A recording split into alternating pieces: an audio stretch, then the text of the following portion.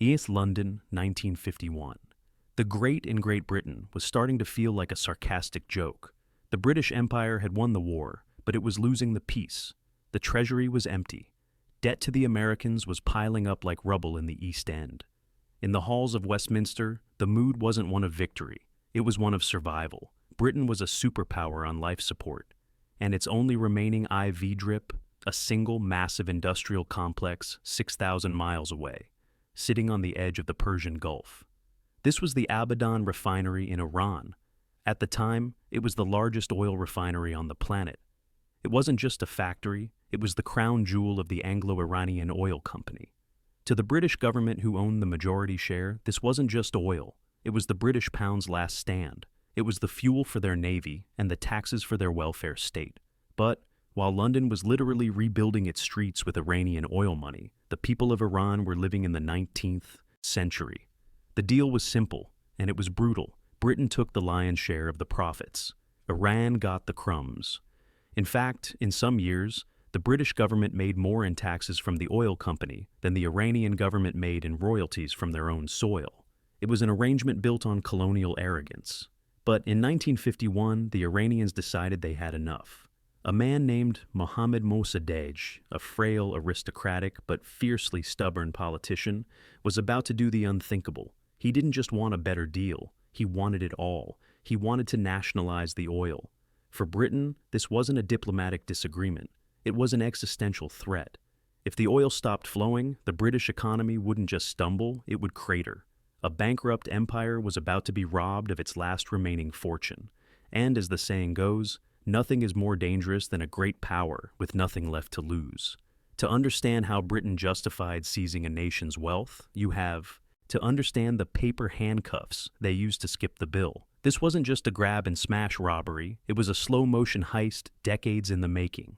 Go back to 1901. Iran, then known as Persia, was ruled by a monarchy that was short on cash and long on debt.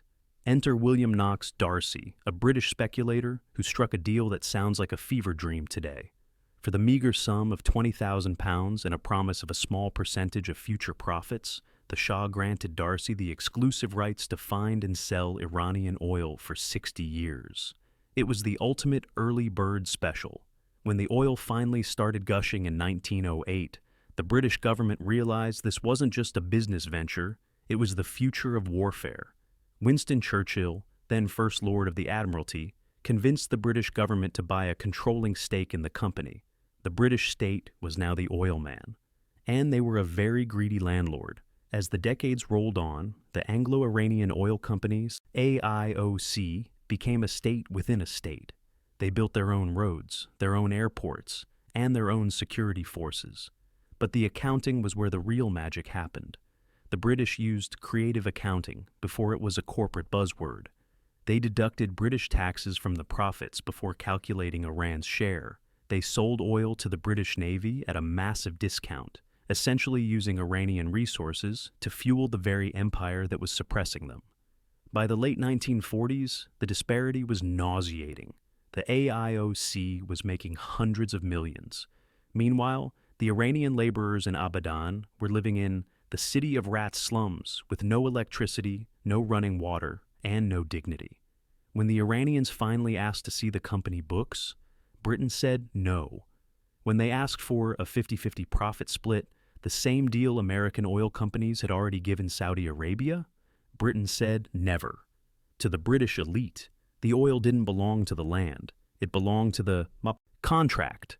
They viewed the Darcy concession as a sacred, unbreakable law, while the Iranian people viewed it as a colonial shackle. The stage was set. Britain was bankrupt and desperate. Iran was exploited and furious. And Mohammad Mossadegh was about to light the fuse that would blow the British Empire's financial world apart. When Mohammad Mossadegh officially signed the nationalization law, the British didn't just lose a company, they lost their minds. To the suits in London, this wasn't an act of sovereignty, it was international theft. But Britain was in no position to launch a full-scale invasion. They were broke, remember? A war would require American permission and money they didn't have. So instead of a frontal assault, they decided to put a noose around the neck of the Iranian economy. They called it Operation Hague. the British Royal Navy dispatched a fleet to the Persian Gulf, effectively placing the Abadan refinery under a total blockade. The message was clear: if we can't have the oil, nobody can. But the blockade was just the beginning. The British Treasury then weaponized the global financial system. First, they froze all of Iran's sterling credits in London banks. Overnight, Iran's foreign exchange reserves, the money they needed to buy food and medicine, were effectively deleted. Next, the British government threatened any country or company that dared to buy Iranian oil with legal consequences. They branded Iranian oil as stolen goods.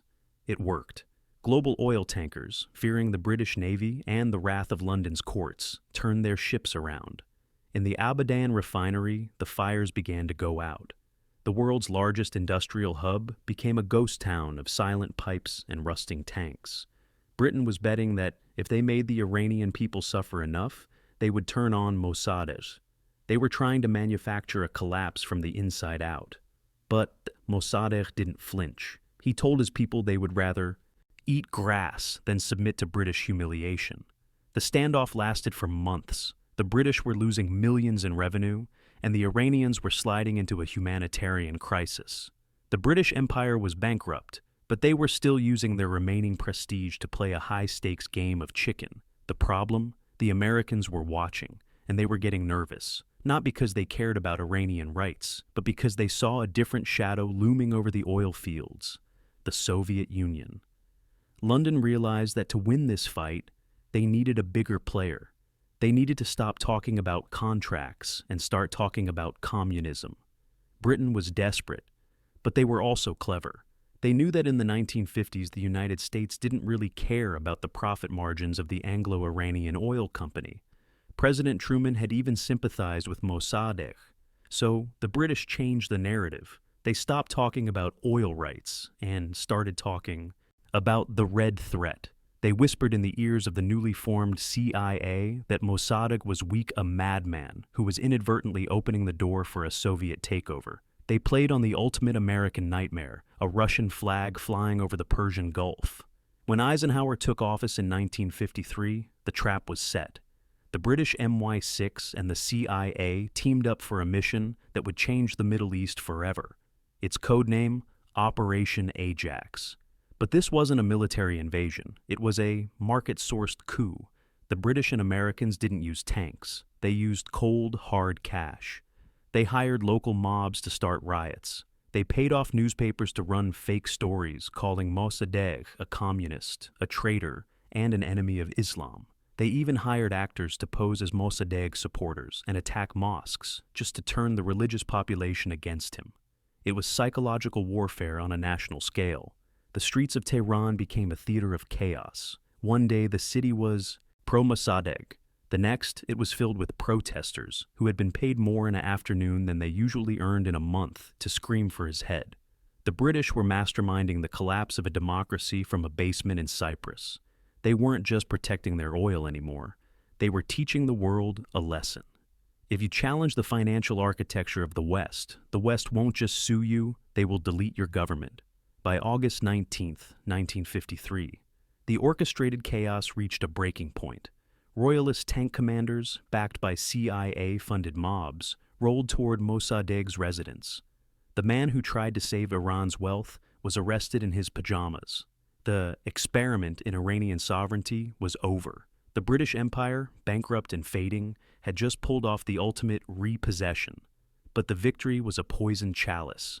Because to get their oil back, the British had to give up something even more valuable: their seat at the head of the table. The coup was a success. The madman Mossadegh was in solitary confinement, and the oil was flowing again. But if the British thought they were going back to the good old days of the 1901 Darcy deal, they were in for a brutal reality check. In the world of geopolitics, there is no such thing as a free lunch. The Americans had done the heavy lifting, and now they wanted their cut. Britain's 100% monopoly was dead. Under the new consortium agreement, the British were forced to hand over 40% of the oil rights to the American companies. The bankrupt empire had successfully defended the treasure chest, only to realize they now had to share the keys with their creditors. But the financial loss wasn't the real tragedy. The real cost was the invisible bill that wouldn't be cashed for another 25 years. By crushing the secular democratic movement of Mossadegh, Britain and the US left the Iranian people with no outlet for their frustrations except for the mosque. They traded a moderate patriot for an absolute monarch, the Shah, who would rule with an iron fist and a secret police force. The stability the British bought in 1953 was a ticking time bomb.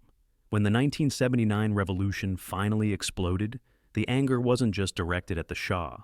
It was directed at the Great Satan and the Old Fox, the nicknames given to America and Britain. The wealth that Britain tried so hard to seize was lost forever, and the embassy walls that once housed the architects of Project Ajax were scaled by revolutionaries. So, was it worth it? Britain saved its currency in the short term. It kept its navy fueled for a few more years.